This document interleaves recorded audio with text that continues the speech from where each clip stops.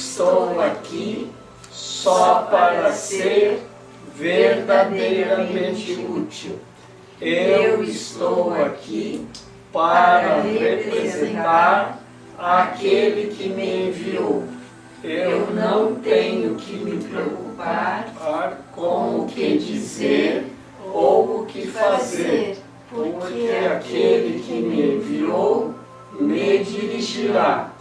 Eu estou contente em estar aonde quer que Ele deseje, sabendo que Ele vai comigo. Eu serei curada na medida em que eu permitir que Ele me ensine a curar. Ainda assim, é verdade que o corpo não tem função em si mesmo, pois não é um fim. No entanto, o ego estabelece como um fim, pois dessa forma a sua função verdadeira é obscurecida. Esse é o propósito de tudo que o ego faz. Seu único objetivo é perder de vista a função de todas as coisas. Um corpo doente não faz nenhum sentido. Não poderia fazer nenhum sentido porque a doença não é função do corpo. A doença só tem significado se as duas premissas básicas nas quais se baseia a interpretação que o ego faz do corpo forem verdadeiras. Que o corpo existe para o ataque e que tu és um corpo. Sem essas premissas, a doença é inconcebível. Revisando então a ideia da função do corpo, outra vez, o corpo ele é um meio e não um fim. Isso tem que ficar bem compreendido, o que é o corpo usado como meio e o que é o corpo usado como fim. Então, o corpo, quando utilizado como um meio, ele é um instrumento de aprendizado, ou um meio de aprendizado. Como um fim, é quando toda a nossa atenção é para o corpo, como se ele fosse o fim. Né? O propósito fim, nesse sentido do propósito. Não, meu propósito é o corpo. Então é o corpo, o corpo, o corpo, o corpo e o corpo. E você passa a acreditar que é o corpo. Então, quando você acredita que é o corpo e joga todo o teu propósito no corpo, então aí a doença é aceita. Porque aí pode ser, porque já é uma insanidade, porque a doença já está na mente e vai se manifestar no corpo. Porque nós não somos um corpo e o corpo não é o propósito fim, ele é um meio. Revisando lá das primeiras páginas do livro, o espírito é perfeito como foi e sempre será, a mente é o aprendiz, e o físico, que é o corpo físico, é o instrumento de aprendizado. Então, como isso, todo instrumento é um meio para aprender, um meio para cumprir a função. Não é a função em si. Então, não é em função do corpo que devemos viver, mas sim entendermos que o corpo tem uma função. Então, quando eu digo para uma pessoa, olha, pega isso e vai entregar, lá em Balneário, a pessoa usa o corpo como meio para ir até Balneário e entregar a encomenda. Mas o corpo não é o fim. Então, ele é o meio para entregar a encomenda e não para consumir a encomenda. Eu lembrei de um rapaz que eu conheci, que ele estava desempregado e arrumou um emprego. E ele arrumou um emprego para vender para um frigorífico salame, mortadela, presunto, essas coisas. Né? Então ele recebeu uma embalagem com um mostruário e ele ia nos supermercados vender. Né? Mas ele dizia que ele era muito ruim de venda. E quando ele voltou lá para prestar conta, perguntaram cadê o mostruário, ele disse, eu fiquei com fome. Comi o mostruário. E não vendeu nada. Então, ele não cumpriu a função. E consumiu a encomenda, né? Então, o que acontece? É isso mesmo. O corpo é o meio para alcançar. Não é o objetivo para o qual nós vamos utilizar todos os meios disponíveis. Tá? Essa é o equívoco que nós temos então nessa revisão que conciliar. Se nós, tudo que nós fazemos é em função do corpo e dos corpos físicos, então nós desviamos a função. Se nós entendermos que a função do corpo é comunicar o reino e estender o reino, né? Como diz também, busca primeiro o reino e tudo o mais te será dado por acréscimo para te servir, então todas as coisas vão nos servir para cumprir a nossa função. Ou nós passamos a servir a todas as coisas prisioneiros da disfunção que nós demos ao corpo e vamos trabalhar em função dos corpos físicos. Tá? Então nós vamos trabalhar em função, passar a vida inteira trabalhando para comprar uma coisa melhor, para comprar isso, para comprar aquilo, para investir naquilo, tudo físico. E quando se diz, vamos fazer tal coisa, que não seja para o físico, que seja, vamos dizer, para o aprendizado da mente, para retornar ao espírito, nisso eu não vou investir. Isso eu não dou, isso não. As pessoas falam às vezes da igreja assim, né? Eles, meu dinheirinho, eles não pegam. Todo o resto do mundo pega teu dinheiro, mas a igreja nem um centavinho. Por quê? Porque a pessoa se acha um corpo e ela só investe o seu dinheiro em função do corpo e nos corpos físicos da matéria. Em outra coisa não, nem pensar. Então naquilo que é impalpável, investimento, isso não. Meu dinheirinho não. Então é assim que nós vemos essa disfunção. Tá? Então, a revisão outra vez, para finalizarmos bem, isso tem que ficar bem compreendido para podermos seguir adiante, né? O corpo, ele é um meio e não um fim. A doença é um modo de demonstrar que pode ser ferido. É um testemunho da tua fragilidade, da tua vulnerabilidade e da tua extrema necessidade de depender de orientação externa. O ego usa isso como seu melhor argumento para a tua necessidade da sua orientação.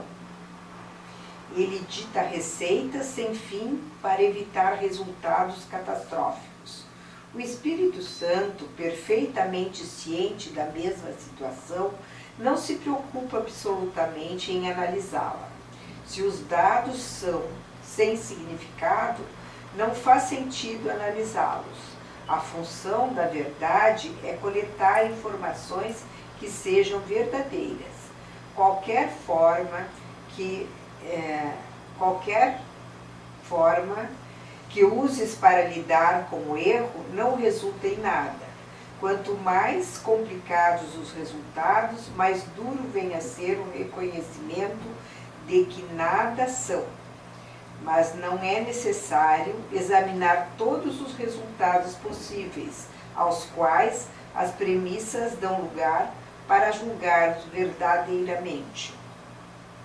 Aqui eu lembrei daquela parte que ele fala que o ego se associa com quem vai... ele tem um aliado, né? E a doença é o aliado do próprio ego, porque diz que a gente não é, a gente é vulnerável, que a gente não é, né? Nós somos seres perfeitos e amados?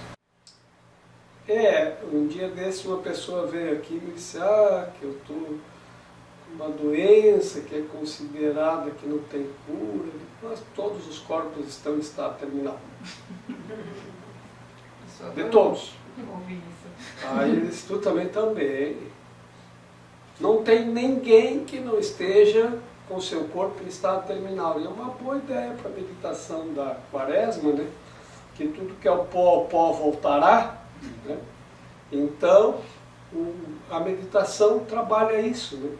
Porque o corpo não tem cura, porque não tem doença. Ele apenas segue a lei da física, que aqui nada se cria, então não há como criar um corpo, e tudo se transforma. Então o pó e a água se transformam em corpo, e o corpo se transforma novamente, retorna ao pó. Então, se nós entendermos isto, nós entendemos as leis da física, que é onde nós estamos. Tá? E o livro diz que as leis bem compreendidas servem para a nossa proteção, para a proteção da mente, porque a mente é invulnerável. Mas se eu passo a acreditar que eu sou um corpo, aí eu fico vulnerável, porque eu acho que isso está acontecendo comigo, que é contra mim que está acontecendo. Mas observem as leis da física.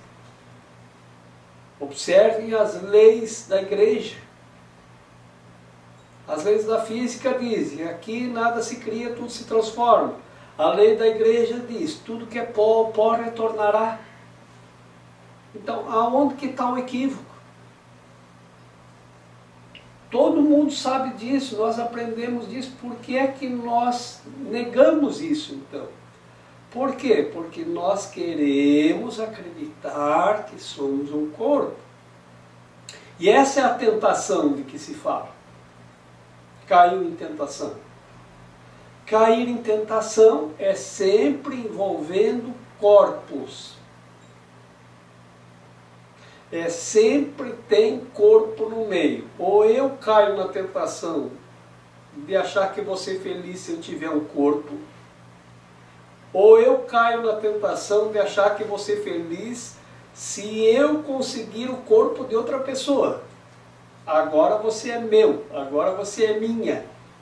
Né?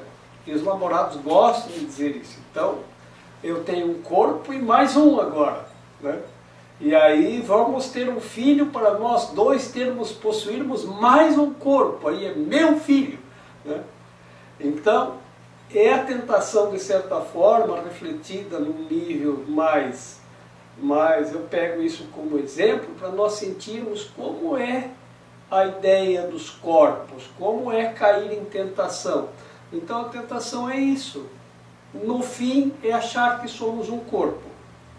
Tá? E aí a doença é possível, porque isso já é a doença. Porque é doentio você pensar que é um corpo e achar que está preso aos limites de um corpo. Isso é a doença e é isso que vai se manifestar. Vocês já ouviram falar na ideia de criar dificuldades para vender facilidades? Então o que o ego faz? O ego, ele é a parte da mente que acredita que é o corpo. A outra parte da nossa mente sabe que é o espírito. A sobrevivência do ego só é possível se nós mantivermos essa crença de que somos o corpo. Então, essa parte da mente que nós chamamos ego, que é o que nós chamamos a parte que separada da mente, ela vai fazer de tudo para manter a crença de que somos um corpo. Então, um dos artifícios mais conhecidos é a doença. Por quê? Porque se o espírito é invulnerável, é perfeito como sempre foi e sempre será, se você acreditar nisso e acreditar que é o espírito, você não acredita na doença. Não tem doença no livro do Espírito. A mente que está no Espírito não tem doença. Mas a mente que está ligada ao corpo, que é o que nós chamamos aqui o ego, ela quer fazer-nos acreditar que somos o corpo. Então ele vai criar dificuldades. A doença é uma dificuldade. Uma vez que criou a ideia da doença, ele vai vender facilidades. Agora tu precisa de uma orientação. E a orientação é que vem o ego. Então um dia a Raquel estava ali embaixo na livraria e tinha um pouco de pó lá que estava vendo umas pedrinhas, ela espirrou. Tinha umas 10 pessoas na loja, cada uma delas veio vender uma facilidade. Olha, você toma um chá disso, disso, disso e daquilo que é bom para o resfriado, mas não era resfriado. Ela aspirou um pouquinho de pó lá e espirrou, né? Mas não deram nem tempo, cada uma vinha dizendo, não, é melhor isso, é melhor aquilo, é melhor aquele outro, tudo para confirmar que ela estava resfriada, mas ela não estava resfriada. Então vejam como a ideia da doença e da ideia de que tal coisa vai curar a tua doença é forte. Assim hoje, o que tem de gente profetizando a cura da doença do corpo, se fizer isso, se fizer aquilo, se fizer tal coisa, se fizer não sei o quê, né? E os vendedores de facilidades, que se fizer assim tem resultado, eles estão num número cada vez maior, né? Eu sempre lembro da minha infância, que tinha na cidadezinha onde eu nasci, onde eu passei a minha infância, tinha um médico, que era o Dr. Chico, e um hospital, que não tinha quase ninguém, né? E tinha um padre, que era quem orientava as pessoas. E era difícil as pessoas ficarem doentes. Não era uma coisa assim das pessoas terem doença.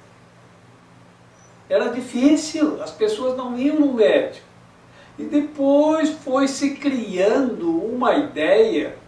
Eu sei que daí teve um rapaz que se formou em medicina. E era filho de uma das pessoas mais ricas da cidade. Ele voltou para lá e botou uma super clínica. Construiu lá um prédio de 3 andares e montou uma super clínica. E com especialidades. Olha, foi quando começou o povo a ficar doente. Porque agora todo mundo tinha que consultar com o médico. E era uma coisa chique de consultar com o médico, né? Então passou de uma coisa, se você está com algum problema vai no médico, passou a ser uma coisa assim, quem ia no médico, fazer uma consulta com o médico era uma coisa assim de status. Ah, eu fui fazer uma consulta com o médico, era o status. E o que passou a acontecer? De tanto isso acontecer, as pessoas começaram a acreditar que estavam doentes. Porque quem procura, acha. Então as pessoas começaram a achar que tal coisa estava doente, que isso podia trazer doença, que aquilo podia ficar doente, né? Então a pessoa, por exemplo, tinha alguns hábitos de higiene. Tá? Vamos dizer que não lavava direito o prato. Tá? E nunca ficou doente porque não lavava direito o prato. Tá? Mas aí o médico disse, olha, tem que lavar muito bem o prato, tem que lavar com água quente para esterilizar, para isso, para aquilo, senão vai ficar doente. Pronto. A partir de agora, quem não lavou bem o prato começava a adoecer. Tá? Então, por quê? Porque isso tudo é uma crença, para fazer você acreditar que é o corpo. Mas não estou colocando aqui a culpa na medicina. Não é da medicina a culpa. A medicina está fazendo a coisa certa e para o que as pessoas estudam e é o que elas têm que ensinar. O que eu estou dizendo aqui é que a crença das pessoas na doença foi aumentando. E não é culpa do médico, nem da clínica, nem da medicina. É porque as pessoas foram acreditando na doença cada vez mais. E vocês veem que não tem hospital que chega. Não tem hospital que chega. Por quê? Porque cada vez mais as pessoas estão ficando mais doentes, porque elas passam a acreditar mais que são um corpo e que o corpo é vulnerável. É tudo crença. O que ele diz? É um sistema de crença equivocado. Que se você coloca a tua mente no espírito, não tem doença. Se você coloca a tua mente no corpo, você abre a crença para a doença. E a nossa mente é muito poderosa. E o ego, para manter essa crença em que somos um corpo, ele utiliza a doença. Então ele cria essa dificuldade para vender a orientação e a facilidade. Aí tem aqueles que adoram orientar. Se você sair na rua ali e disser, estou com dor de cabeça hoje, quem ouvir vai querer te orientar com alguma receita para o que você deve fazer. Por quê? Porque é da natureza das pessoas ajudar o outro. E o ego usa isso também, para manter as crenças. Porque o que a nossa mente certa, que é a que está no espírito, faz, para a nossa proteção, o ego faz para nos prender a crença de que somos um corpo. Então, nós temos um corpo. Isso não há como negar. Mas nós não somos um corpo. Portanto, isso devemos negar. Eu não sou um corpo. E isso é a cura da mente. É esse o trabalho que estamos, então, fazendo aqui para mudar a nossa crença na ideia de que somos um corpo. Quanto mais complicado forem as coisas, mais nós ficamos presos. Então, quando a gente tem um resultado, quanto mais se complica, parece que mais tem valor. Para o ego funciona assim. Então, uma coisa tão simples, às vezes pode ser tão complicada se nós quisermos valorizar no mundo aquela coisa. Porque se eu digo assim, olha, você coloca a mão aqui e deixa 1 minuto e pronto, isso não tem muito valor. Mas se eu digo, olha, você pega uma pedra, faz assim, assim, pega a pedra, põe no sol, na lua, na chuva, na tempestade, afunda no mar, puxa de volta, agora lava no rio, faz não sei o que, bota a pedra aqui, deixa a mão em cima, aí funciona. Porque o ego, ele é complicante. Uma vez uma moça veio na livraria e aí ela estava muito ruim. Ela realmente não estava bem. E ela pediu ajuda. Mas ela estava tão assim para baixo, né? E eu sei, e o Curso em Milagres também ensina, eu ainda nem conhecia o Curso em Milagres, mas isso eu já sabia, que a oração eleva a mente, tira a pessoa daquele fundo do poço e vai elevando a mente até a pessoa chegar num estado que ela está bem, porque aquela coisa de estar para baixo é porque você deixou tua mente descer a um nível aonde só está aquele mal-estar. É a nossa mente que faz esse fluxo de para cima e para baixo. Tá? Então, quando a pessoa está para baixo, ela está assim, está deprimida, está não sei o que, tudo está ruim. Se você faz uma oração, Aí a oração vai elevando, vai elevando, vai elevando, você melhora. Eu lembro que quando eu tinha medo de alguma coisa, às vezes eu acordava de noite, quando era criança, com um pesadelo, o que eu fazia? Rezava, rezava, rezava, rezava, rezava, pronto. Saía daquele estado do medo, porque o medo também está num nível mais baixo. Então, se você tira a tua mente daquele nível mais baixo, eleva a tua mente, pronto. Você está na mesma posição, tá? Só que a mente está mais elevada, então não tem mais medo. E ela estava nesse estado. E aí eu disse para ela, olha, faz o seguinte, você vai para casa, reza um Pai Nosso e 3 Ave Marias. Você já vai melhorar. E ela não ia embora. Jorge, me ajuda, eu estou tão ruim. Eu disse, olha, você vai para casa, reza um Pai Nosso, 7 Ave Marias, você já vai melhorar. Parece que ela não ouvia.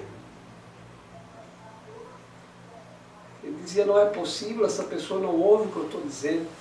Dizia, vai para casa, reza 3 Pai Nosso, 21 Ave Maria, você vai melhorar. Nada. Podia gritar no ouvido que ela não ouvia. Aí as, Jorge, eu estou tão ruim, estou tão para baixo, me ajuda. Eu digo, tá, peraí. Aí fui lá, peguei um cristalzinho, disse, ó, tá vendo esse cristal? Tô. Tá vendo?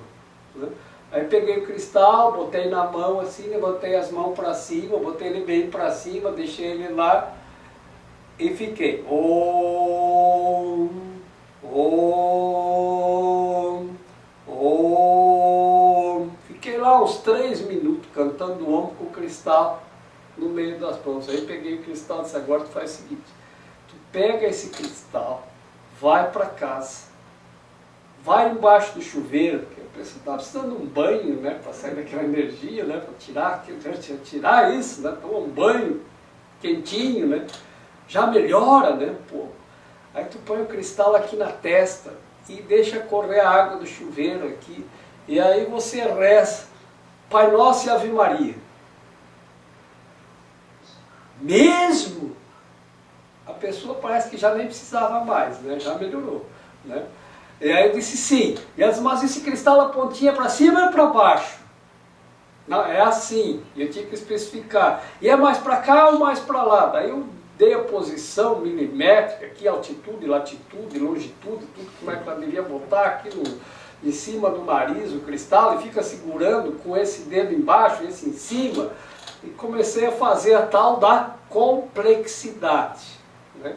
Mas tu cuida bem, tu não pode virar o cristal enquanto está tomando banho, dá-lhe complexidade, e ela anotando tudo, né? Agora vai funcionar.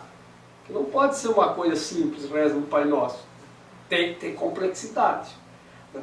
E aí bota aqui assim, então peraí, deixa eu ver, eu vou rezar o quê? Um Pai Nosso e uma Ave Maria? Não, eu não vou deixar isso barato.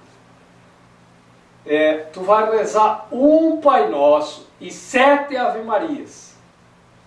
E aí ela disse, então peraí, um Pai Nosso e 7 Ave Marias, quantas vezes? Ah, foi bom ter perguntado, 7. Então, deixa eu ver, eu vou botar aqui, vou rezar um Pai Nosso e 7 Ave Marias, e mais um Pai Nosso e 7 Ave Marias, e mais para isso, 7 vezes. E aí o que eu faço depois com o cristal? Depois tu pega o cristal, tu enrola, seca ele, enrola no paninho e deixa guardadinho. Tá. No outro dia tu vai lá e faz a mesma coisa. Tá? Depois de uns 7 dias a moça apareceu lá com o cristal. Jorge, foi milagroso.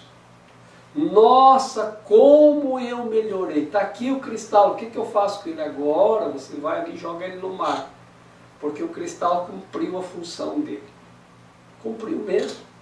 Ajudou a pessoa a sair daquele estado que estava. Mas é o cristal, é o ritual, é a complexidade que tirou a pessoa daquele estado? Claro que não. Foi a oração.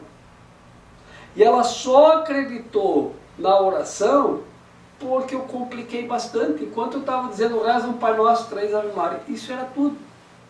Mas não, isso a pessoa não ouve. Então tem que ter a complexidade. Um dia eu cheguei na casa da minha mãe, era domingo de manhã, ela estava assistindo o Globo Rural.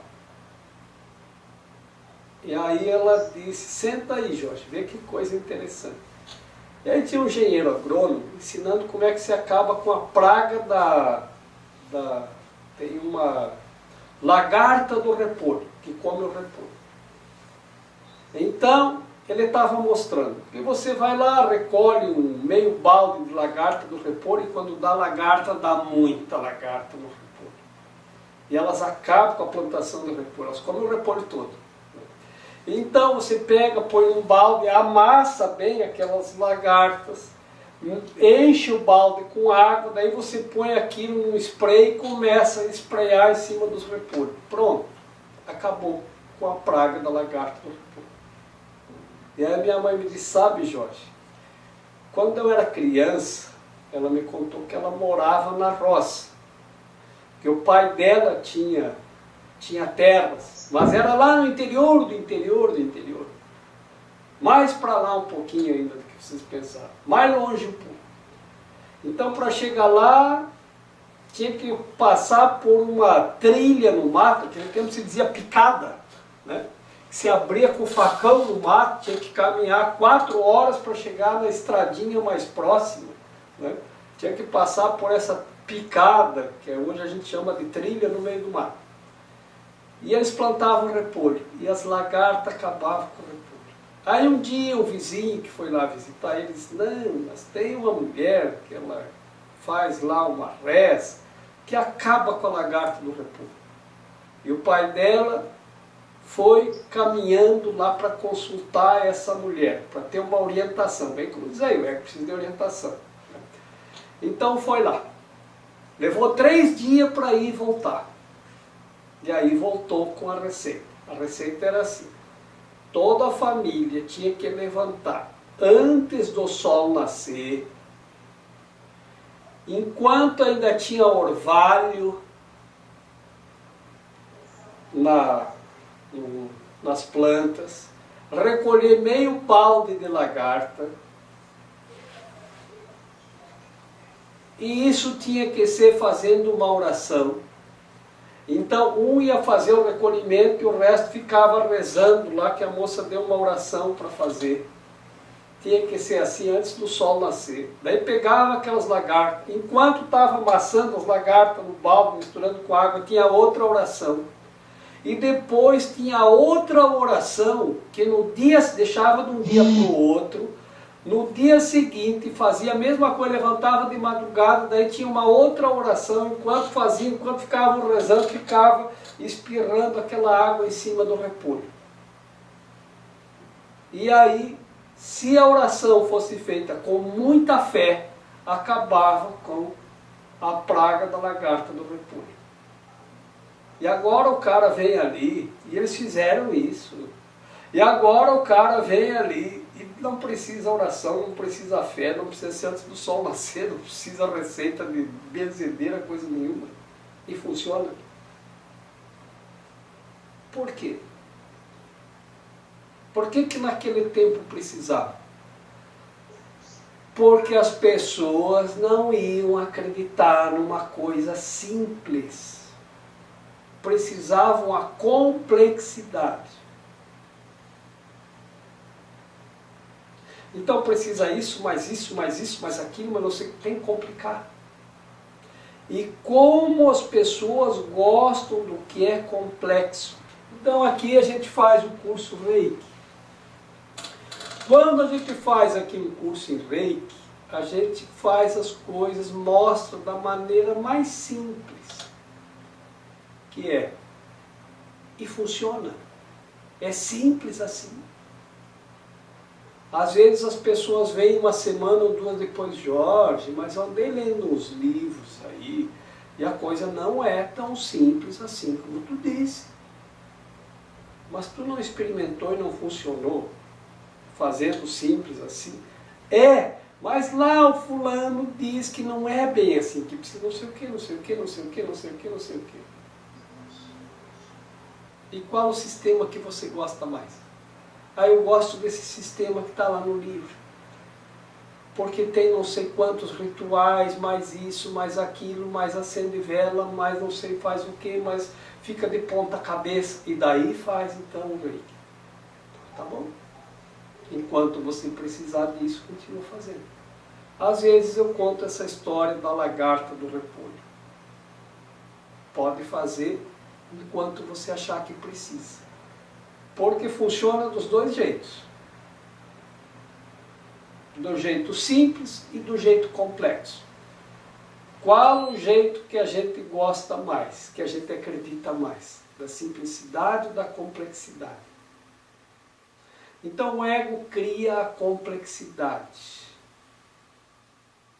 Por quê?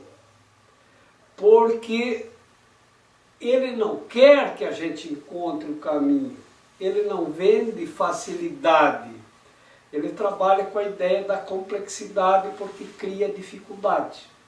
E nós passamos a acreditar que o que é mais difícil tem mais valor. O que é mais complexo tem mais valor. Então as pessoas vendem isso para as outras porque é isso que muitas das pessoas querem. Ah, mas aqui a gente ensina, tem mais não sei o que, mas não sei o que, mas não sei o que, mas não sei o que, mas não sei o que. Para que serve isso? Às vezes é bom a gente questionar. E para que serve toda essa complexidade?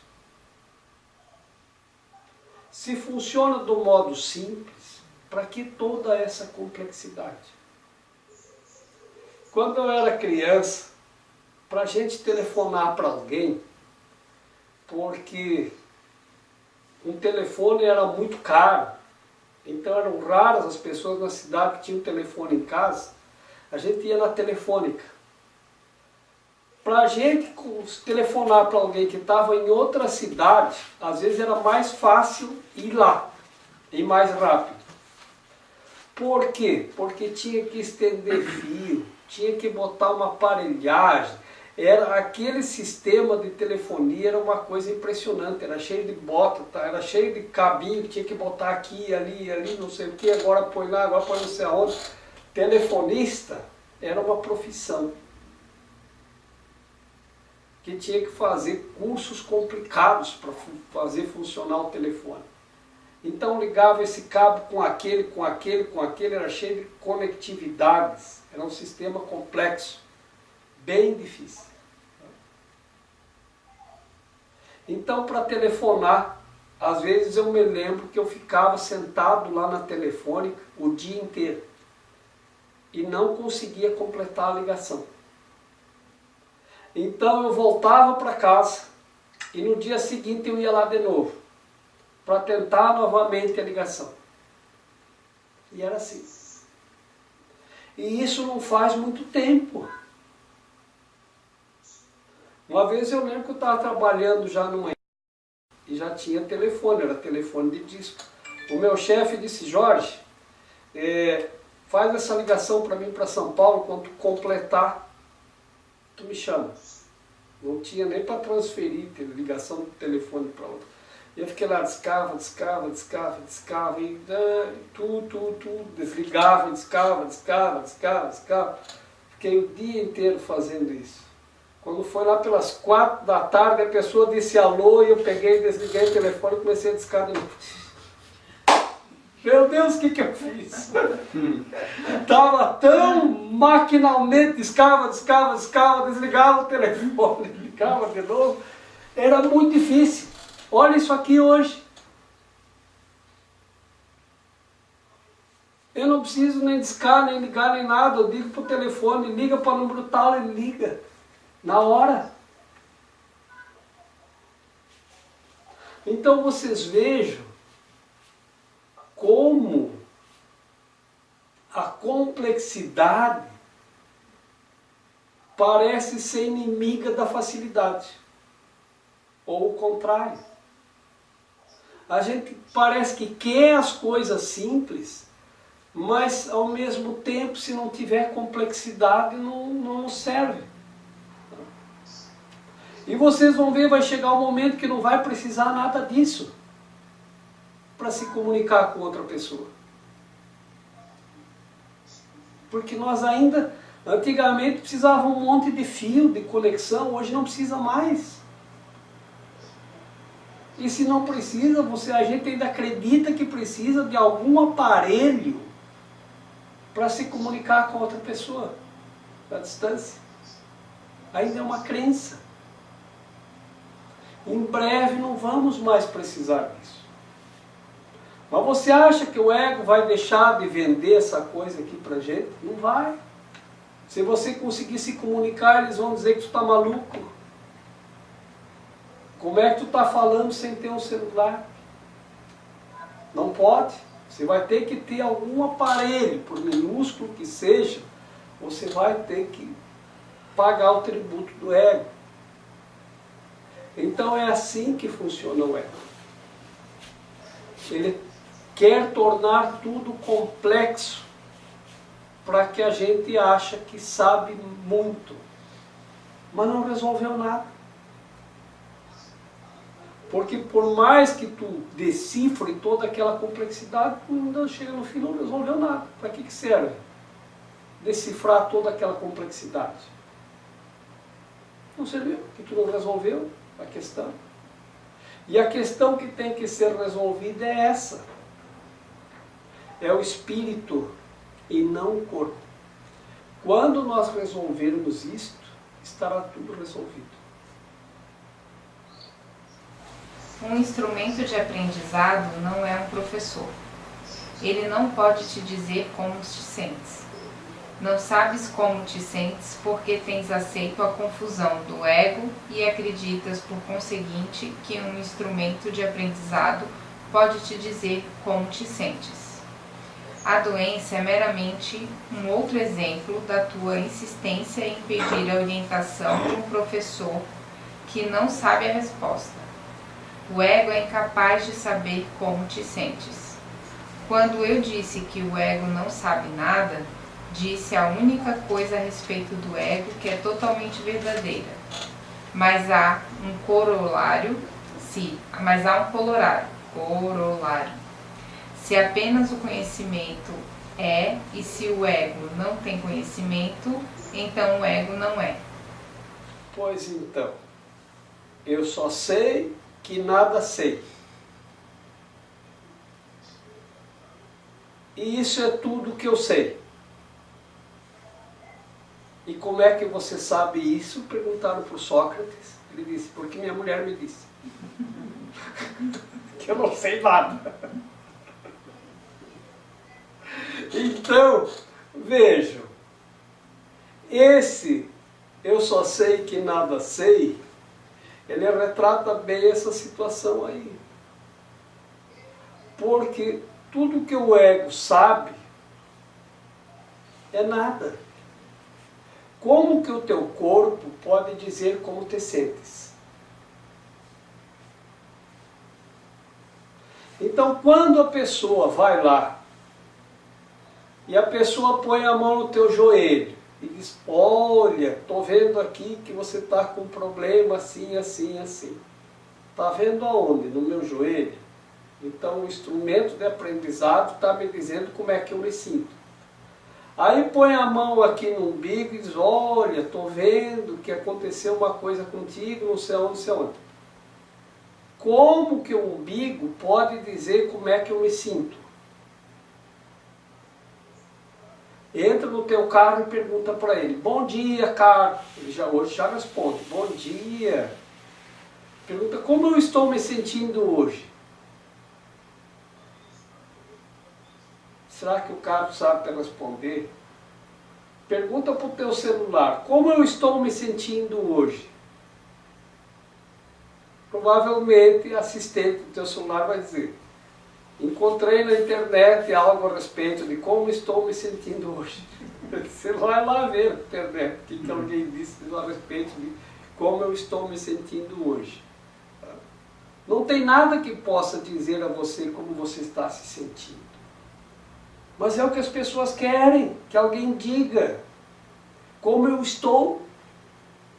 Quando as pessoas vêm receber reiki, as que vêm pela primeira vez comigo, que ainda não sabem como a gente trabalha aqui, porque a gente diz que o reiki não é para o corpo, é para a cura da mente, do sofrimento. Mas as pessoas, é bem comum dizer, ai, como que eu estou? Eu digo, está deitada. Mas não dá para ver como eu estou, como vai ser meu futuro? Não, não dá. Mas então para que serve isso? Para que serve você saber como vai ser o teu futuro? Então, a cura é curar isso na mente da pessoa. Achar que o corpo, através do corpo, você pode saber alguma coisa. E achar que o teu instrumento de aprendizado, que é o corpo, pode dizer para você como é que você se sente. E o pior é você acreditar nisso. E aí, em função do corpo, das questões relativas ao corpo, você vai começar, o corpo vai dizer para ti, ó, diante disso você tem que se sentir triste. Então ele está ditando para você como você tem que se sentir. Quando os corpos começam a ditar para você como você se sente, e os corpos são os instrumentos de aprendizado, a coisa está equivocada. É uma prepóstera. Sabe o que é uma prepóstera? Palavra de hoje, né? É. Era a palavra de hoje no exercício. Ele sabe o que significa? Eu confesso que eu não fui no dicionário. É uma coisa do avesso. É uma coisa colocada do avesso. Totalmente ao contrário. Tá? Isso é uma prepóstera. Então é isso que acontece. Porque daí assim, quebrou o meu celular. Como que você tem que se sentir quando o celular quebra?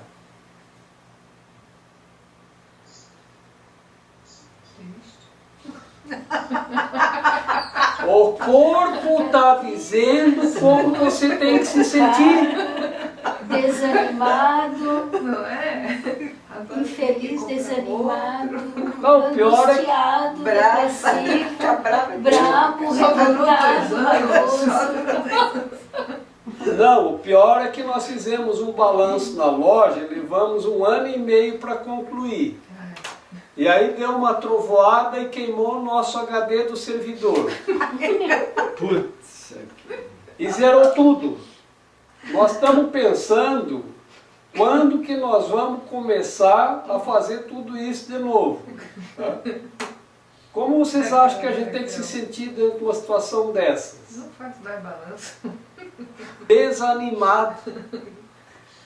Então o corpo físico está ditando como você tem que se sentir. Aí o leão está te dizendo que você tem que se desesperar. E se tu for preso, como é que tu vai te sentir? Que vai encontrar novos amigos, né? Conhecer novos amigos. É isso aí. É. Então vejam Todos somos como iguais, os né? corpos, que o HD de um computador é um corpo físico, tá? O computador é um corpo físico, a trovoada é um evento físico E o balanço foi 1 ano e meio perdido, uma jornada de inútil. trabalho físico. De trabalho físico, jornada inútil. E Tem tudo nada, isso nada. Tá Pegar o meditando. livro, não tem o cadastro dele, não tem nada. 2 anos, não tem meu registro. E Deus quis assim. Que Deus Deus não tem culpa. E se furar o pneu do carro, como é que tem que se sentir? Então vocês vejam que isso são os corpos físicos ditando como a gente tem que se sentir. E os corpos físicos são os instrumentos de aprendizado. Então é isso que está errado. Porque nós temos que estar muito bem, independente do que aconteça com os instrumentos de aprendizado. E o corpo é o físico. E quando o livro lá não fala, o teu corpinho físico. é o instrumento de aprendizado? Diz o físico. Isso abrange tudo que é físico, inclusive o corpo. Então, isso não pode ditar como eu estou me sentindo. E é isso que nós queremos, que uma coisa lá fora diga pra gente como que eu tenho que me sentir. Aí você está lá para baixo, não sei o que, aí você vai buscar uma orientação, né? Porque a gente adora uma orientação, alguém que diga pra gente como que a gente tem que fazer, né? Aí você vai lá e diz, hoje furou o pneu do carro, aí depois que eu troquei o pneu, eu bati no poste, quebrou a lanterna, aí depois aconteceu não sei o que, depois aconteceu não sei o que tu está lá pedindo socorro, ajuda, uma orientação, o que eu faço? Aí o curador disse, não, você tem que se sentir muito feliz, que podia ter sido muito pior. Você está aqui ainda falando, então não deve ter sido tão ruim. Então, mas a gente quer alguém que diga pra gente alguma coisa. E quando não é outra pessoa, é os próprios objetos. Eles ditam pra gente, se quebrar um copo, tu te sente assim, foi um copo, deixa pra lá. Se quebrar 2, tu começa a ficar, meu Deus, são 2 copos, eu tenho que me preocupar. Se quebrar 3 de uma vez, começa a se desesperar. Sabe? Então, parece que tem lá uma regrinha de o que você tem que sentir mediante tais situações que aconteçam com os corpos físicos lá fora. E você tem que buscar orientação, porque alguma coisa está errada contigo. Mas está mesmo. Se você se deixa ditar pelos instrumentos de aprendizados como você tem que se sentir, é isso que está errado. Pode seguir, Débora. Não sabes como te sentes porque tens aceito a confusão do ego e acreditas, por conseguinte, que um instrumento de aprendizado pode te dizer como te sentes. A doença é meramente um outro exemplo da tua insistência em pedir a orientação de um professor que não sabe a resposta. Mas aí explicou demais a doença. A doença é outro exemplo de deixar o teu instrumento de aprendizado dizer para você como você te sente. E a primeira coisa que o professor que não sabe a resposta vai fazer é fazer uma pergunta. Qual é? Como te sentes? Como é que está se sentindo? E tu vai confirmar. Mal! E aí o professor que não sabe a resposta vai dizer, mas também do jeito que você está. Então é assim, sempre é assim. O ego é incapaz de saber como te sentes. Quando eu disse que o ego não sabe nada, disse a única coisa a respeito do ego que é totalmente verdadeira. Mas há um corolário. Se apenas o conhecimento é, e se o ego não tem conhecimento, então o ego não é. Então o ego não é. Não. Então se o conhecimento, se o ego não sabe nada, tudo que eu sei é que nada sei, isso tem a ver com o ego, então significa que o ego não é mesmo, né? Que não é nada. Que se o conhecimento é e o ego não é, então o ego não é. E como nós damos credibilidade ao ego? E por quê?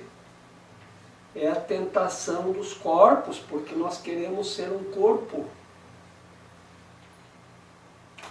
Nós queremos sentir essa emoção de ser um corpo, de sentir as sensações dos 5 sentidos. Isso é a grande tentação. Isso é a grande tentação. E isso é o corpo. O corpo é a tentação. De sentir o paladar, de sentir o olfato. Ah, o ar entrando nos meus pulmões. E aí a tentação de ser um corpo, de ter um corpo. Logo em seguida você já começa a acreditar que você é o próprio corpo. E aí você não quer sair mais. E aí você não quer sair mais. É bem assim que acontece.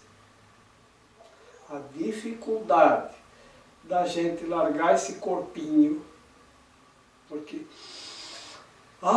esse cheirinho, a sensação da respiração, do ar entrando nos pulmões, o tato, o contato,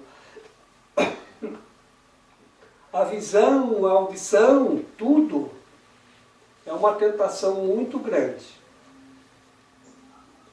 Isso parece dar um empoderamento muito grande para a gente. E não é nada. E não é nada. Porque se você fica sem o paladar, você vai se alimentar igual. E talvez de uma forma mais saudável. E qualquer um dos sentidos que se faça ausente, você vai se adaptar e vai viver sem aquele sentido também. E a gente tem aí exemplos de todos os tipos. De pessoas que não enxergam, de pessoas que não ouvem, de pessoas que não têm mais o tato, que não sentem o corpo da cintura para baixo, ou da cabeça para baixo, que estão paraplégicos, e estão lá. A mente funciona igual. E a pessoa pode estar raivosa, porque perdeu os 5 sentidos, ou 4, ou 3, ou sei lá, um deles só. Ou pode estar feliz igual. Bem como tudo é a mente mesmo. Que a mente é que é quando está no espírito, e não é quando está no corpo. Que não é nada disso. Tu bem poderias perguntar como a voz de alguma coisa que não existe pode ser tão insistente. Já pensaste no poder de distorção de algo que queres, mesmo se não é real? Existem muitos exemplos de como o que queres distorce a percepção. Ninguém pode duvidar da competência do ego em construir casos falsos. E nem ninguém pode duvidar da tua disponibilidade em escutar, enquanto não escolhes não aceitar coisa alguma exceto a verdade. Quando deixares o ego de lado, ela desaparecerá. A voz do Espírito Santo é tão alta quanto a tua disponibilidade em ouvi-la. Não pode ser mais alta sem violar a tua liberdade de escolha, que o Espírito Santo busca restaurar e nunca minar. Então, assim, como é que nós podemos ouvir uma voz tão insistente que nos fala de uma ilusão e acreditar nela? Como é que pode ser isso? Outro dia eu vi um vídeo que um rapaz se apaixonou por uma moça. Mas ele se apaixonou tanto, mas ele sozinho. Mas ele acreditava que a moça também estava apaixonada por ele. Mas ele nunca perguntou para a moça, nunca se declarou nada. Mas ele estava tão apaixonado que para ele tinha certeza que a moça também estava. E aí ele ficou ouvindo aquela voz durante um bom tempo. Até que um dia ele foi lá para dizer: olha, então eu vim para ficar contigo. E a moça disse: como? Não, mas você não disse que gostava da minha companhia? Sim, mas eu não entendi o que você quis dizer em ficar comigo. Não estou entendendo. A propósito, deixa eu me apresentar ao meu marido. E aí, como é que essa pessoa fica ouvindo tanto tempo uma voz que ele diz uma coisa que não existe. E nós ouvimos. Assim como esse exemplo dessa pessoa que ficou ouvindo isso o tempo todo dele mesmo, é uma voz dele mesmo que dizia. Até chegar àquele ponto e ele se dá conta que era tudo falso. Que era tudo uma ilusão que ele mesmo criou para ele. E aí veio a decepção. E isso é a voz do ego, que se reflete numa situação como essa que eu exemplifiquei, e que se reflete numa situação qualquer pela qual nós possamos passar. Como é que nós podemos ouvir a voz do ego que fala para a gente de uma coisa que não existe e nós acreditamos que aquilo pode ser?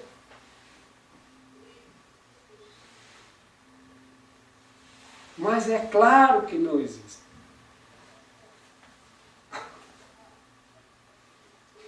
É claro que não existe. Mas essa voz que vem de nós mesmos, do nosso ego, faz a gente acreditar num monte de coisas que não existem. É só a gente se deixar se levar. E a gente vai. Então tudo a respeito de todo esse mundo é esse exemplo, porque nós nos apaixonamos por tantas coisas. Nós nos apaixonamos por um celular, nós nos apaixonamos por uma roupa, nós nos apaixonamos por outra pessoa, nós nos apaixonamos por um carro, isso tudo são as ilusões que geram paixões e que de fato não existem porque são ilusões. E de repente a gente percebe que aquilo foi uma ilusão. E quando acontece a desilusão, aí as coisas dizem que nós devemos sofrer. E eu tenho dito que a desilusão é a melhor coisa que pode acontecer. E vejam como as pessoas não sabem a respeito dos próprios sentimentos que são ditados pelas coisas físicas, né? Que dizem, como? Você acha que a desilusão é uma coisa boa? Claro que é. Ou você preferia ficar iludida pensando que aquilo era verdade? Pensando assim. E por que não é assim que a gente deveria pensar? Mas a gente se agarra tanto a uma ilusão que quando ela acaba, aquilo dita pra gente que quando acabou a ilusão a gente tem que sofrer.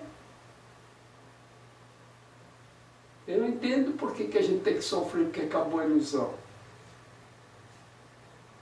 Alegre-se. A ilusão acabou, você viu que aquilo não era verdade, que aquilo nunca foi, como é o caso desse exemplo que eu dei.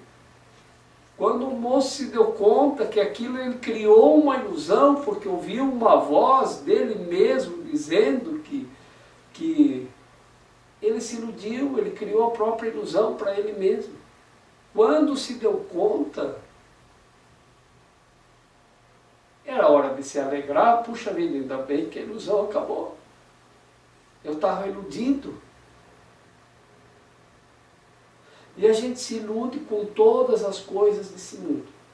Porque houve uma voz que não existe, dizendo para a gente que as ilusões são reais.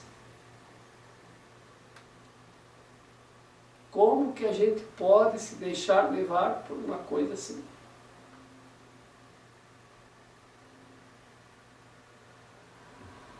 O ego tem uma competência para construir casos falsos e fazer a gente acreditar neles. Não há como duvidar disso. Então, isso, como ele diz aqui, ninguém pode duvidar da competência do ego. É que não adianta a gente dizer, não, isso não tem. Tem sim. Tem. e nós nos deixamos levar pela competência do ego em construir casos falsos. E a gente viaja neles, e vai, e ele nos engana. Como uma voz que não existe, insistindo numa construção falsa, e a gente compra essas ideias e passa a acreditar nisso. Então, como é que acontece isso? Você vai continuar ouvindo isso enquanto você não aceitar ouvir só a verdade. Enquanto você aceitar ouvir a verdade, isso vai desaparecer, essa voz do ego. Porque a voz do ego sempre diz que você tem que levar alguma vantagem. E ela vai construir casos falsos. E você vai entrar. Uma vez eu fui tirar um dinheiro no banco, no caixa eletrônico, que ainda tinha aqueles caixas na rua. Logo começou aqueles caixas eletrônicos, que botaram na rua, a gente ia lá com o cartão, tirava o dinheiro. Nossa, aquilo era uma coisa, né? Que antes disso a gente tinha que sair procurando um amigo para trocar um cheque final de semana, né, se precisasse de dinheiro.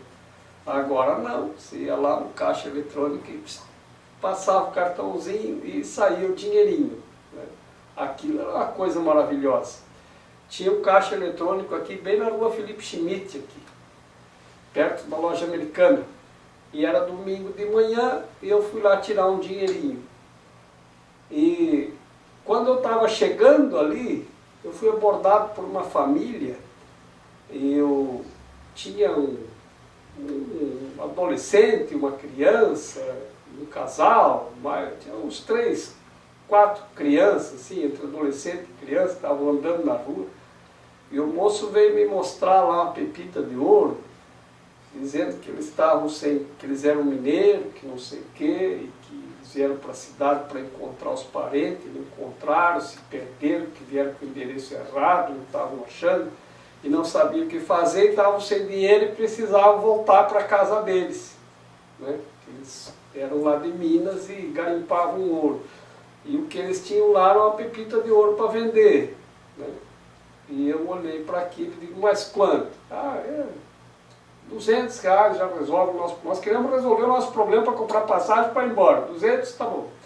Né? Acho que nem era real ainda. Era, sei lá, cruzeiro, cruzado, era alguma coisa antes do real. E eu olhei para aquilo, isso deve valer muito mais, né? Espera um pouquinho que eu vou ali no banco pegar um dinheirinho. E não é que eu fui passar o cartão e o cartão não passou. O cartão tinha rachado ali, botei no bolso, ele dobrou e quebrou, mas não passava o cartão e eu fiquei ali insistindo, não deu certo. Aí eu disse, espera um pouquinho que eu vou buscar o dinheiro e já volto. Eu tinha um amigo lá no Estreito que tinha um bar, e de vez em quando ele trocava cheque para mim. Eu fui até lá no Estreito, pedi para o cara trocar um cheque de R$200, o cara trocou para mim. E eu vim correndo para o centro para encontrar a família para comprar a pepita de ouro. Quando eu cheguei, eles não estavam mais ali. Aí eu fiquei rodando aí pelo centro, até que achei eles.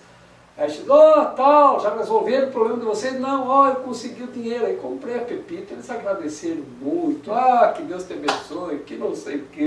Obrigado por ajudar a gente. Eu saí ainda achando que tinha feito uma caridade, claro, né? Mas porque a pepita de ouro devia valer uns 2.000, né? Aí, segunda-feira, eu fui ali na caixa que tinha ali. Aí fiquei lá na fila esperando. Aí, quando cheguei lá, que me chamou, deu a minha vez de ser atendido, eu fui lá na mesinha, que o cara estava lá, que eles pegavam joias, ouro, essa coisa. Quando eu botei a pepita em cima da mesa, ele olhou para a mesinha do lado e disse, mais um. Claro que não era Quantas pepitas o cara divertido. Quando ele disse mais um, eu disse, entendi.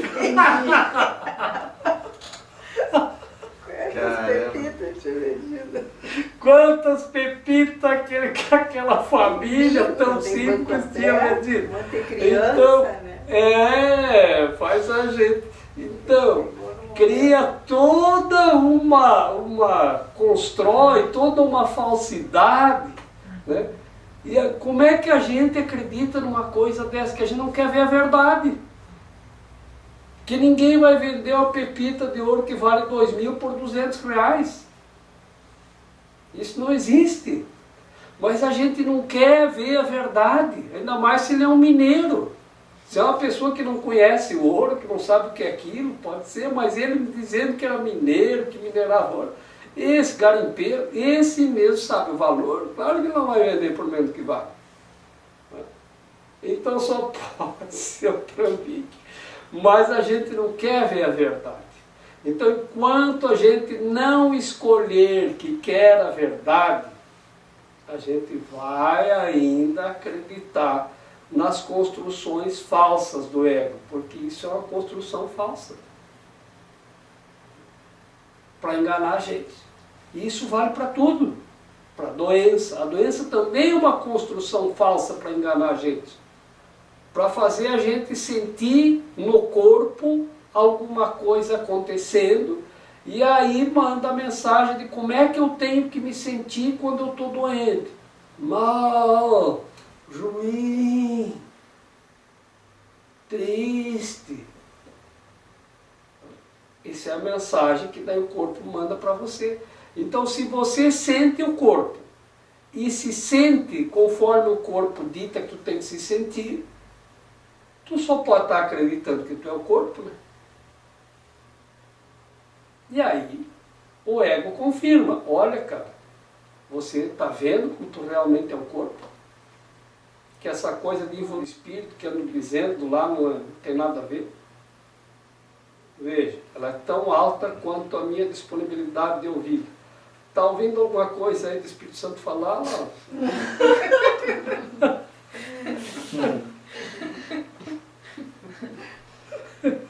Não está ouvindo, ele não está dizendo nada para ti. O Espírito Santo fala com a gente o tempo todo. E se nós não estamos ouvindo, não é porque a voz está baixa, Nós não estamos é porque a nossa disponibilidade em ouvir o Espírito é que está baixa. Gente, eu fui passar o cartão e ele não passava. Ele estava quebrado. O Espírito Santo dizia para mim, cara,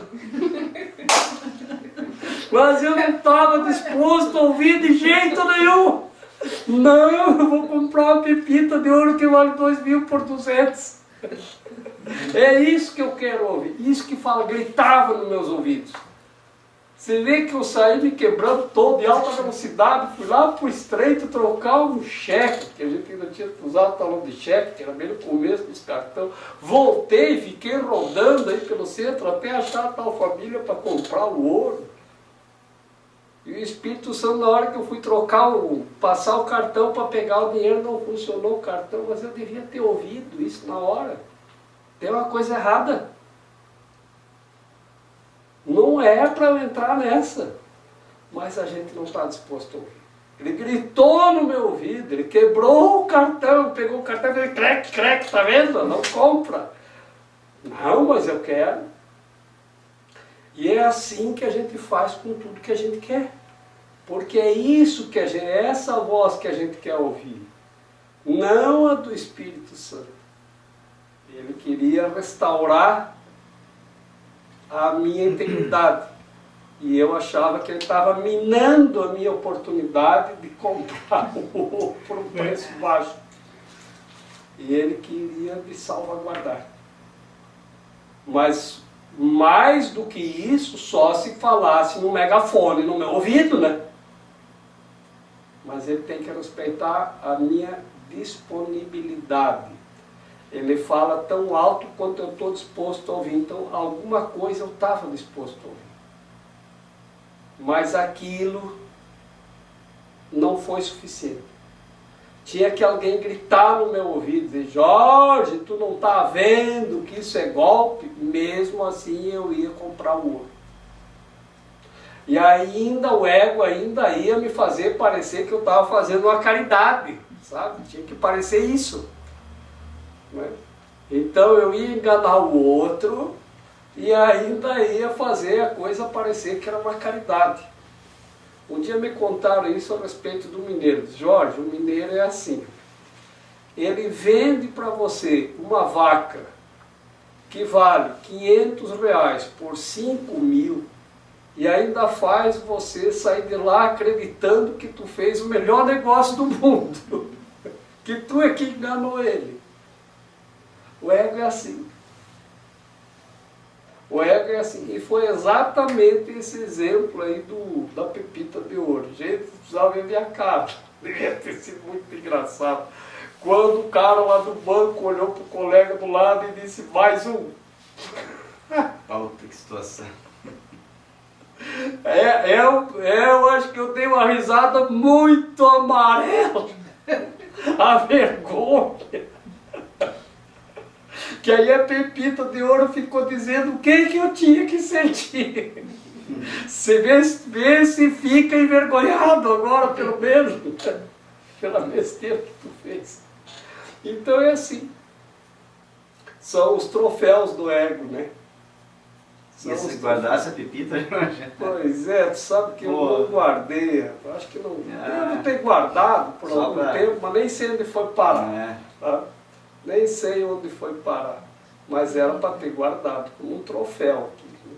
Mas está guardado na memória para servir de exemplo de como a gente não está disposto a ouvir o Espírito. E ele diz para a gente. Então, vejam que coisa boa que ele está ensinando para a gente. Se a gente estiver disposto a ouvir o Espírito, não há com o que se preocupar. Vejam a nossa meditação. Eu estou aqui só para ser verdadeiramente útil. Estou aqui para representar aquele que me enviou então o Espírito Santo. E em seguida diz assim, não tenho mais que me preocupar com o que dizer, o que fazer, porque ele me dirigirá. Se eu fizer o que está pretendido nessa meditação. Estou aqui para ser verdadeiramente útil e para representar aquele que me enviou. Pronto. Se aquele que me enviou vai me dirigir, basta que eu tenha disponibilidade para ouvir a sua voz. E não a do ego. Se eu ouvir a voz do ego, eu não ouço a voz do Espírito, é uma coisa ou é outra. Então, se nós nos dispusermos a ouvir a voz do Espírito, ele vai dizer, vai por aqui, não vai por lá, faça assim, não faça daquele jeito, não tem como dar errado. Não tem como dar errado. De alguma forma ele vai mostrar para a gente que aquilo ali não vai dar certo. Só se a gente insistir em ouvir a voz do ego que a gente vai atrás. E daí não vai dar certo. Daí não vai. Então, vamos tomar esse exemplo da pepita de ouro para sempre que a gente parar numa situação dessa, que o cartão não funcionar, tu vai comprar uma pepita de ouro e vai tirar o dinheiro com o cartão não funcionar, olha para cima e diz, está querendo me dizer alguma coisa, né? O que é? Disponha-se a ouvir. Porque a voz do Espírito Santo fala tão alto quanto a tua disponibilidade em ouvir. Se falar mais alto, ela desrespeita o teu direito de escolher se quer ouvir ou não. Por isso ele não fala mais alto do que a tua disponibilidade.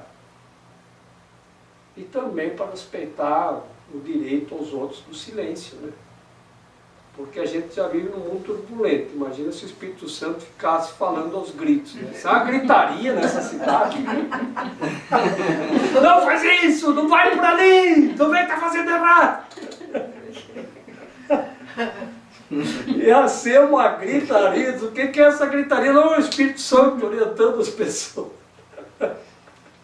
Tem vezes que dá aquela intuição na gente, né? Que alguma coisa vai acontecer, ou alguma coisa vai, sei lá, qualquer coisa assim, e a gente às vezes não segue, não dá importância, e tu vai ver negócio. Eu não sei se acontece porque tu coloca uma energia negativa, né? Acontece de forma ruim, sei lá. Ou se é porque já vai acontecer mesmo e o Espírito Santo tenta te orientar, né, para tu não ir adiante, né? qual das duas coisas é mais provável, né? Mas que seria a intuição da gente, né? Tentando avisar. Seria uma energia negativa que faz com que aquilo não dê certo mesmo ou não, né? Ou é o Espírito Santo tentando avisar, né? Não sei. Nós estudamos aqui já a respeito do resultado lógico. E frequentemente somos lembrados do resultado lógico. Então é assim, nós estudamos nas leis da física que tudo é causa e consequência. Então logo tudo o que tu der causa tem como resultado lógico uma consequência. Então se tu der causa a uma coisa boa, como resultado lógico terás um bom resultado, né, como consequência. Se você fizer uma coisa errada, terás como resultado lógico um erro lá na frente, que pode trazer alguma complicação. Então, assim, o Espírito Santo, ele vê que se você der causa aqui, você vai ter tal consequência. Nós já aprendemos isso na aula de física. Mas isso parece que a gente não dá bola para isso. Mas o Espírito Santo está dizendo, se tu fizer isso, vai dar errado lá na frente. Se tu jogar uma bola azul na parede, ela vai voltar na mesma direção e na mesma intensidade oposta na tua direção, da mesma cor que tu jogou. É o resultado lógico. Então, Jorge, a gente não joga energia ruim, a gente decide, né? Isso. Então, o que acontece? Quando tu tem essa intuição, que a gente chama de intuição, pode ser a voz do Espírito Santo querendo dizer que não vá. Tá? Se é o caso de ir, né? Não vá, porque isso não vai dar certo. Mas quando a gente quer aquilo, a gente vai, e teimoso porque a gente não quer ouvir. E aí eu tinha um amigo que, quando a gente fazia coisa e dava errado, e a gente fazia, e faz ainda, e dá errado, depois que dava errado, ele dizia, eu sabia que isso ia dar errado. Ah, é mesmo? E por que você não disse antes? Ele sempre dizia depois. Quando dava errado, que a gente estava lá quebrando a cabeça, lá, ele dizia, eu sabia que isso ia dar errado. A gente queria bater nele, né? Porque se ele sabia, ele devia ter dito antes, isso não vai dar certo. Né? Mas ele não sabia, né? Ele só dizia, porque senão ele ia dizer, né? Olha, isso vai dar errado. Mas ele sabe que vai dar errado. E mesmo assim, ele fica alertando a gente, ele quebra o cartão, né? Para a gente não conseguir tirar o dinheiro, para não cair no golpe, e mesmo assim a gente quer ouvir a voz do ego. Então, por que é que eu não me dei conta que isso era um sinal? Então a gente tem que aprender a ouvir os sinais. Se uma coisa não vai, você tenta, não vai, você tenta, então desiste, meu, tem alguma coisa errada. Não é por aqui. Não é por aqui. Então é isso que nós temos que aprender, a ouvir os sinais. Isso é muito importante, ouvir os sinais. Uma história que eu me lembrei agora dos sinais era assim. Estávamos Raquel e eu em Portugal. E aí nós estávamos em Lisboa e queríamos ir para Fátima. E aí a gente tinha que ir na estação dos 7 Riachos, dos 3 Riachos, não me lembro qual é. É uma estação lá de trem, metrô e outros. E a gente ia pegar o ônibus para ir para Fátima. Aí nós fomos cedinho para lá, às 7 da manhã. Mas quando chegamos lá, só tinha ônibus às 10 da manhã. Eu disse, não, nós vamos ficar aqui até às 10 da manhã, mas é o jeito, compramos a passagem. E aí, tá, não vamos ficar esperando não, vamos lá ver se não tem trem para Fátima. Aí chegamos lá na bilheteria do trem, e quando chegou a nossa vez eu perguntei, tem trem para Fátima? E o atendente disse, não tem não, senhor. Eu digo, não tem. Quando eu estava saindo, um espanhol que estava lá disse, você está em Portugal. Você perguntou se tinha trem para Fátima, ele disse que não tem porque não tem daqui. Mas se você for até a estação... Como era o nome da estação lá? Oriente. Oriente. De lá sai trem para Fátima. E o que eu tenho que fazer? Você pega um trem e vai até a estação do Oriente. É aqui pertinho. De lá vai trem para Fátima. Porque aqui ele só responde o que tu perguntou. Tem trem para Fátima? Ele disse, não tem não, senhor. Ele não diz, olha, aqui não tem, mas tu for... Eles não... Mas se tu perguntar, e se eu for para a estação do Oriente tem, ele vai dizer, de lá tem sim, senhor. Mas tu não perguntou isso, tu perguntou se tinha trem para Fátima. Então, se tu perguntar, tem Coca-Cola? Eles vão dizer, tem sim, senhor. E tu vai ficar esperando ele trazer a Coca-Cola, não vai trazer nunca, porque tu não pediu, tu só perguntou se tinha. Poxa, eu tenho que contar uma coisa. Aqui ele tem português ali do negocinho lá, do bolinho de bacalhau, aqui na frente da rua, né? E tem um rapaz que é português mesmo, assim, tem. Ele fala meio diferente. Ele é português mesmo. Aí eu cheguei pra ele e pedi, eu perguntei, tem coca? Aí ele, tem. Não, ele falou que não. Aí ele perguntou, tem água tônica? Aí eu falei, então, não, como é que é? Tem coca? Aí ele falou, tem. Aí ele falou, aí eu perguntei, tem água tônica? Ele disse que não. Aí eu tô, tá, tipo... Então traz Coca? Traz coca, né? Não trouxe. Ele só passou o salgado, não passou a coca. Eu, não, mas eu queria coca também. Aí ele olhou assim com uma cara, você não disse? Você não disse que queria, você não perguntou disse que queria, só perguntou se tinha. E é português, então... É assim. É assim. Eu achei engraçado. Nesse sentido eles estão certos, porque eles não vão fazer a coisa errada, eles não vão trazer isso que tu não pediu. Raquel e eu pegamos o trem, nos despencamos para a estação Oriente. Uma meia hora mais ou menos de viagem. Chegamos lá na estação Oriente, eu acho que eram umas 9 horas, descemos lá e perguntamos, a gente queria ir para Fátima. Tem trem para Fátima? Tem sim, senhor. Então a gente queria a passagem. Que hora sai? Às 3 da tarde. Não, às 3 da tarde a gente não quer. Então só tem só. Raquel, nós já tinha comprado as passagens do ônibus. Vamos correr de volta lá para a estação dos Riachos. Esperamos o primeiro trem para a estação dos Riachos e o trem parava em tudo que era ponto. Aquele trem parava e não era. A gente dizia, meu Deus, vamos perder esse trem. E vamos perder o ônibus para Fátima. E entramos naquele desespero. O que a gente tinha que fazer no Oriente? O que a gente tinha que ter inventado de vir para esse tal de Oriente? A gente só dizia, eu dizia isso para Raquel, ela respondia para mim mesmo. O que a gente tinha que ter inventado essa coisa de vir para o Oriente? Só falta a gente perder o ônibus para ir para Fátima, né?